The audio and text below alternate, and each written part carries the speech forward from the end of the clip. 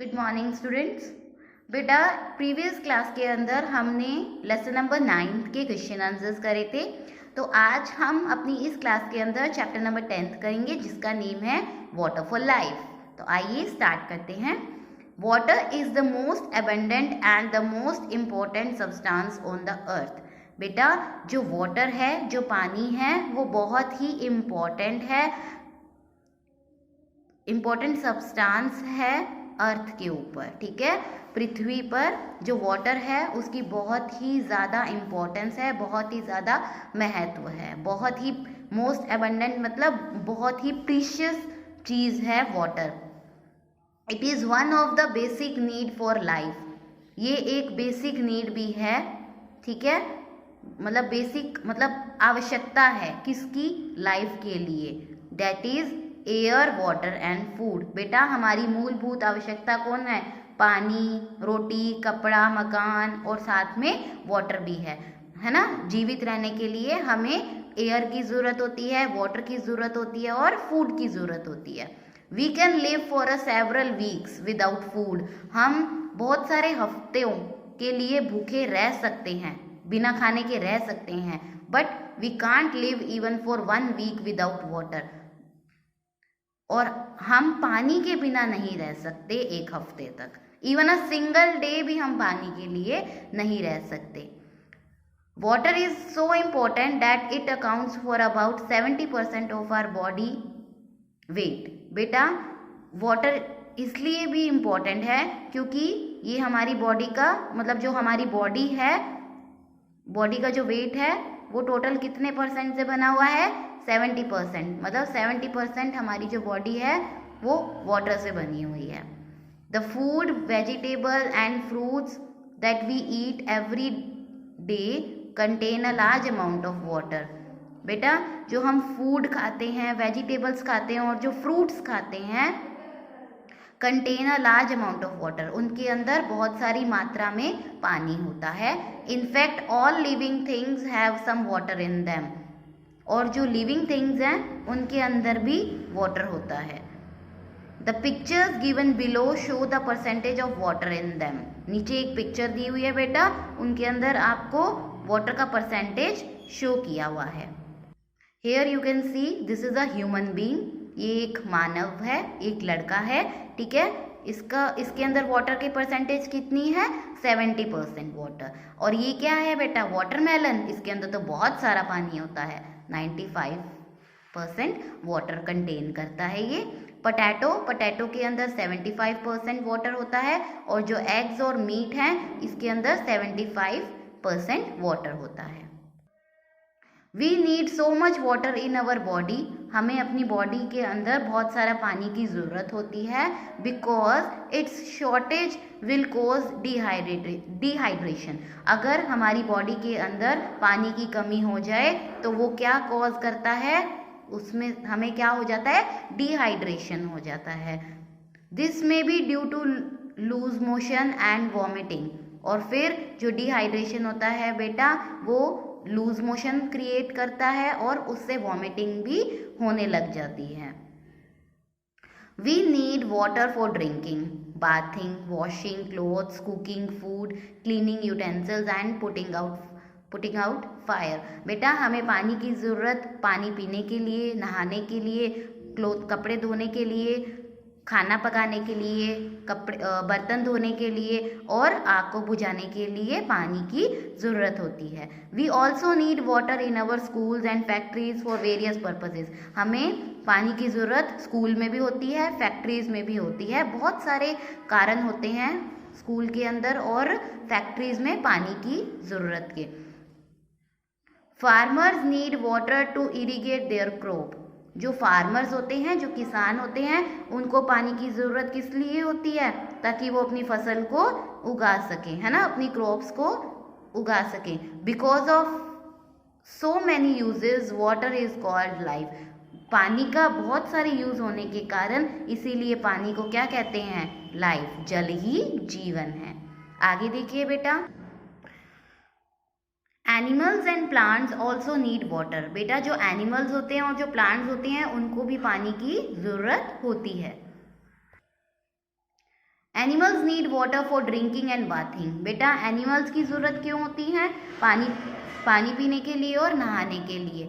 Animals like fish, whales, dolphin, starfish and octopus live in water. बेटा जो fish है, whales है, dolphin है, स्टारफिश है और ऑक्टोपस है, ये कहाँ रहते हैं? पानी में। तो these animals are called aquatic animals, इसलिए उनको क्या कहा जाता है? Aquatic animals. बेटा ऐसे एनिमल्स जो पानी के अंदर रहते हैं उनको क्या कहा जाता है? Aquatic animals.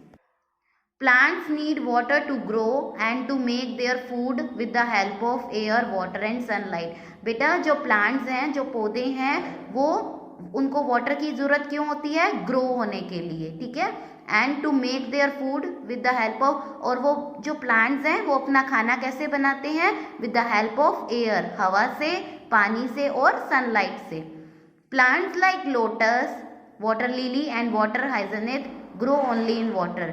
बेटा जो ये जो प्लांट्स हैं जैसे कि लोटस, वाटर लिली और वाटर हाइजनेथ, ये ग्रो कैसे होते हैं? ये सिर्फ ग्रो होते हैं वाटर के अंदर, ये पानी में ही ग्रो होते हैं। These plants are called aquatic plants. बेटा ऐसे प्लांट्स जो पानी के अंदर ग्रो होते हैं उन्हें एक्वेटिक प्लांट्स कहा जाता है, और ऐसे एनिमल्स जो पानी में रहते हैं उन्हें एक्वेटिक एनिमल्स कहा जाता है। Sources of water. वाटर के कौन कौन से स्रोत हैं, मतलब वाटर हमें कहाँ कहाँ से मिलता है? Rain is the main source of water. बेटा बारिश जो है, बारिश जब आती है उससे हमें वाटर मिलता है। Rain water collects in lake, pond, river, seas and ocean. जो बारिश का पानी है वो कहाँ पे जाके इकट्ठा हो जाता है? लेक्स में, पोन्ड्स में, रिवर्स में, सीज में एंड ओशियंस में, ठीक है। Some rain water goes deep into the ground. कुछ जो बारिश का पानी होता है वो ग्राउंड में, जमीन में जाके, मतलब जमीन में चला जाता है। We get this water back through handpump, tubewell and wells. और हमें जो जमीन में पानी चला गया तो वो पानी हमें कैसे मिलता है? वो पानी हमें हैंडपम्प से मिलता है, ट्यूबवेल से मिलता है और वेल से मिलता है, कुओं से मिलता है। Drinking water. Drinking water must have the following qualities. It should be clean and pure. अगर हम पानी पीते हैं तो वो क्लीन होना चाहिए और प्योर होना चाहिए, शुद्ध होना चाहिए। It should be free from dirt and dust particles. बेटा पानी के अंदर ना तो कोई डर्ट होना चाहिए और ना ही कोई डस्ट पार्टिकल्स होने चाहिए, धूल या कण बिल्कुल भी नहीं होने चाहिए। It should be free from harmful germs. ये इसके अंदर हार्मफुल जर्म्स भी नहीं होने चाहिए, कीटाणु भी नहीं होने चाहिए। We cannot drink water from a pond, river and lakes because it contains germs। हम पोंड, रिवर और लेक का जो पानी है वो नहीं पी सकते, हमें नहीं पीना चाहिए, because it contains a germ. उसके अंदर क्या होते हैं? कीटाणु होते हैं। When germs enter our body they make us ill. और अगर हम वो पानी पिएंगे तो जर्म्स हमारी बॉडी के अंदर एंटर कर जाएंगे जिससे हम बीमार पड़ जाएंगे। Boiling is the simplest way to kill germs. और बेटा इन जर्म्स को किल करने के लिए, मारने के लिए पानी को उबालना, बॉयल करना बहुत ज़रूरी है। Boiling water for 15 to 20 minutes kill most of the germs. बेटा अगर पानी को हम बॉयल करेंगे 15 से 20 मिनट के लिए तो बेटा उससे क्या हो जाएगा? जर्म्स क्या हो जाएंगे? किल हो जाएंगे, मर जाएंगे। In towns and cities we get water through taps. बेटा टाउन्स और सिटीज़ के अंदर, शहरों के अंदर हमें पानी कहाँ से मिलता है? टैप से मिलता है। आपके घरों में भी टैप से पानी आता है ना। और बेटा जो विलेजेस होते हैं उसमें हैंडपम्प, वेल्स और इधर से पानी आता है। Water from big lakes and river is purified और cleaned with the help of special machine. बेटा ऐसे पानी जो हमें लेक और रिवर से मिलते हैं वो प्यूरिफाई और क्लीन किए जाते हैं। कैसे साफ किए जाते हैं? With the help of special machine. Special machine होती है, उसके थ्रू जो लेक्स और रिवर्स का जो पानी होता है वो साफ किया जाता है। The clean water is then stored in the storage tanks of the purification plant. और जो क्लीन वाटर हो जाता है ना बेटा, फिर उसके अंदर जो वाटर मशीन से साफ हो गया वो जो वाटर है वो स्टोर किया जाएगा स्टोरेज टैंक के अंदर। और वो कौन सा होता है? प्यूरिफिकेशन प्लांट होता है। थ्रू पाइपलाइंस के द्वारा water from the storage tank is supplied to our houses. और बेटा वो जो पानी हमने स्टोर किया था, जो मशीन से साफ हुआ था, वो पानी हमारे घरों में पाइपलाइन के थ्रू आता है और जिसको हम स्टोरेज टैंक के अंदर क्या कर लेते हैं, स्टोर करके रख लेते हैं। अवॉइडिंग वेस्टेज ऑफ वाटर, बेटा पानी को हमें वेस्ट नहीं करना चाहिए। Every drop of water is precious, water की हर एक ड्रॉप, हर एक बूंद ज़रूरी है, इम्पॉर्टेंट है। So we must not waste it, हमें उसको वेस्ट नहीं करना चाहिए। Here are a few measures which help is in avoiding wastage of water. Take only as much water as you need, जितना पानी की ज़रूरत है उतना ही पानी लेना चाहिए। Don't throw garbage into water, water के अंदर गंद नहीं फेंकना चाहिए। Turn off the tap when not in use, जब पानी की ज़रूरत नहीं है तो आप नलके को, टैप को ऑफ कर दीजिए। Store water in clean containers for future use, और जो बेटा वाटर है वो हमें स्टोर करके रखना चाहिए ताकि हम उसको फ्यूचर में यूज़ कर लें। Examine the containers for germs before storing water in them, बेटा जब हम पानी स्टोर करके रखेंगे उससे पहले जो कंटेनर्स हैं जिसके अंदर हमें पानी स्टोर करके रखना है, तो उन कंटेनर्स को हमें देख लेना चाहिए कि उनके अंदर पहले जर्म्स हैं या नहीं है। अगर उसके अंदर जर्म्स हैं तो उसको क्लीन करके रखना चाहिए, ठीक है। Forms of water, water exist in 3 forms, water की कितनी स्टेट हैं, लिक्विड, सॉलिड एंड गैस, ठीक है। Water in its liquid form is simply called water, water अगर लिक्विड फॉर्म में है, पानी की फॉर्म में है, तो उसे क्या कहेंगे, वाटर कहेंगे। The water we drink is the liquid form of water, ऐसा पानी जो हम पीते हैं वो कौन सी फॉर्म में होता है, लिक्विड फॉर्म में होता है। Water in its solid form is called ice, और अगर बेटा अगर हम वाटर को जमा दें, सॉलिड बना दें, तो वो कौन सी फॉर्म में हो जाएगा, आइस की फॉर्म में हो जाएगा। When liquid water फ्रीजेज it becomes ice, बेटा पानी को अगर हम फ्रीजर में फ्रीज करके रख देंगे तो वो क्या बन जाएगी, आइस बन जाती है ना। तो अगर जो आइस है वो कौन सी फॉर्म में हो जाएगी, सॉलिड फॉर्म में। Water in its gases form is called steam और वाटर वेपर, और बेटा अगर पानी जो है अगर हम उसको बॉईल करेंगे तो उसकी भाप निकलेगी, स्टीम निकलेगी, और फिर वो कौन सी स्टेट में हो जाएगा, कौन सी फॉर्म में हो जाएगा, गैसियस स्टेट में, उसकी गैस निकल रही है ना, तो वो स्टीम फॉर्म में हो जाएगा, वाटर वेपर कहलाएंगे, ठीक है। When we boil liquid water to a high temperature it become steam और वाटर वेपर, बेटा जब हम पानी को उबालते हैं, जैसे कि हम नहाने के लिए या फिर किसी भी काम के लिए वाटर को बॉयल करते हैं हाई टेम्परेचर के ऊपर, तो फिर बेटा वो जो वाटर जो होता है उसकी स्टीम निकलती है, भाप निकलती है ना, तो या फिर वो वाटर वेपर कहलाएंगे या फिर वो स्टीम कहलाएंगी, और फिर उसकी जो वाटर है वो गैसियस फॉर्म में हो जाएगा। देखो पहले ये आइस है, आइस सॉलिड कहलाएगी, कठोर होती है, ऑन हीटिंग, हीट करने पे फिर ये वाटर में कन्वर्ट हो जाएगी, और वाटर को अगर हम हीट करेंगे तो ये इसकी स्टीम बन जाएगी, गैस बन जाएगी। The water cycle. We learned that water, ice and water vapor are the 3 forms of water. हमने लर्न किया कि जो वाटर है, आइस है और वाटर वेपर है, are the 3 forms of water. Water की कितनी फॉर्म्स है, 3, solid, liquid and gas. We also learned that water can be changed from one form to another simply by changing its temperature. हमने ये भी देखा कि अगर हम वाटर का टेम्परेचर चेंज कर दें, अगर हम उसे हीटिंग प्रोवाइड करें तो वो स्टीम में चेंज हो जाएगा, और अगर हम उसे फ्रीजर में रख दें तो वो सॉलिड फॉर्म में हो जाएगा। But in nature these changes occur on their own, but nature में बेटा ये जो चेंजेस होते हैं ये अपने आप होते हैं।